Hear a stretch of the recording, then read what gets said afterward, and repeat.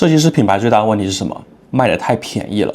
即使中国已经不再是以前那个中国了，但一到海外市场啊，我们中国设计师骨子那种讨好型人格就止不住的往外冒。海外品牌50倍加效率，人家都脸不红心不跳，我们10倍的加效率哪来的羞耻感？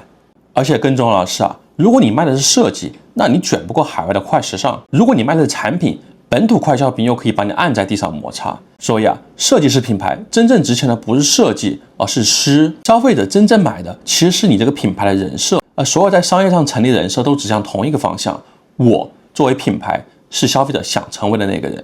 那么问题来了，我们凭什么让海外消费者设计我们一个中国设计师呢？答案很简单，靠超能力。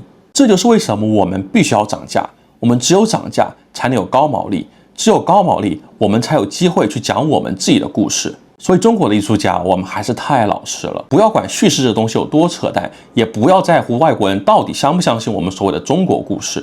就像奢侈品有着皇帝的新衣，但裸着的皇帝也是皇帝。创造共识、利用共识、成为共识，是任何商业社会都亘古不变的财富密码。